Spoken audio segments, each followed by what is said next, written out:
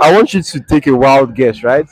We have 220 million Nigerians. How many psychiatrists do you think there are for these people?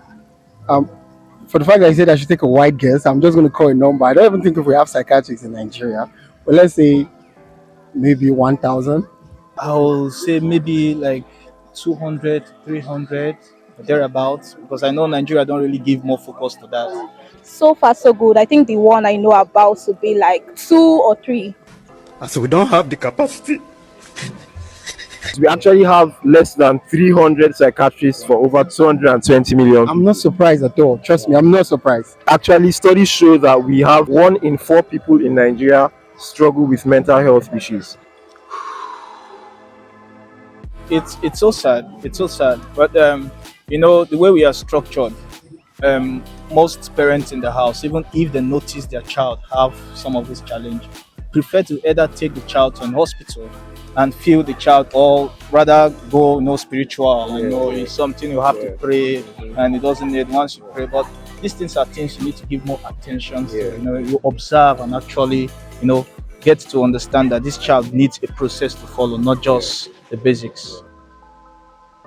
Well, I can actually relate because even where I'm working currently at Federal Medical Center, we don't really have a psychiatric unit. I think they're working on that right now. We have a lot of patients with other illnesses that come to the hospital, but when it comes to psychiatric, we don't really have anybody to attend to them. A lot of people are battling with depression, a lot of things, anxiety. They can't really talk to anybody. We even need a counseling unit in the hospital, even for staffs, because there are a lot of staffs going through a lot of things mentally, and they can't really talk to anybody. If we're four of us now working together and they ask you, do you have like a mental issue? You said no.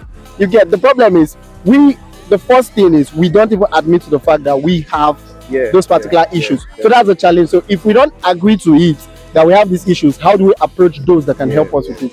Yes, that's correct. What does depression mean to you?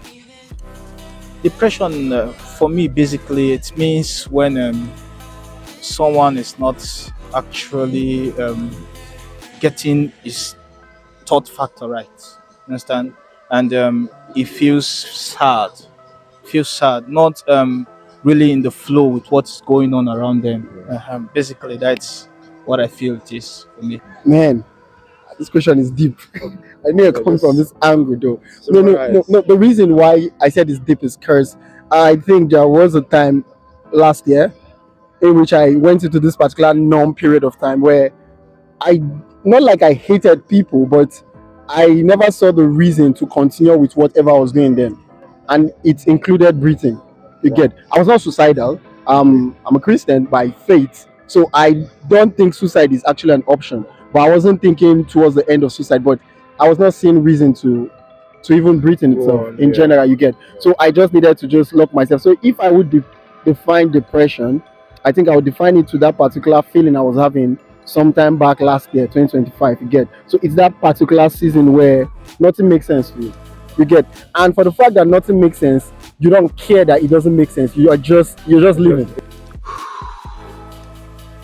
It's a state, I would say it's a state or a period whereby someone feels, I'll put it in layman's term, whereby someone feels down or unhappy or sad, a state of sadness, a state of prolonged sadness, you understand? Maybe due to something that has happened to the person, or the person has suffered from a past trauma or something like that. So we also have something called PTSD, post-traumatic stress disorder. It could also be linked to depression. Maybe after someone lost someone that is a loved one, or after an accident, you understand? Someone can come down with depression, and it's something that you need help to deal with. You can't deal with it alone. For people struggling with depression, where do you think they should go to for help, ideally? Okay, first off, I think they should locate maybe a counseling center, a therapist, and if need be, they need to do more, maybe health screening and checkups. They would refer them to a hospital, psychiatric hospital. First of all, I think they need to actually talk to someone first.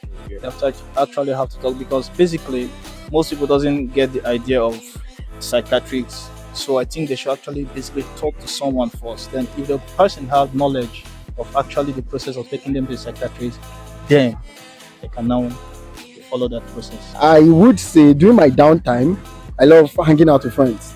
You get, this is one of those times. Just come out with friends. I feel in Nigeria or Africa, in this particular community we find ourselves, one of the first aid or the first call for such kind of seasons is the loved ones you have around you get. So that's the first call. But professionally, we know who you're supposed to call. You need a professional help. So if you are actually feeling that, we seek professional help.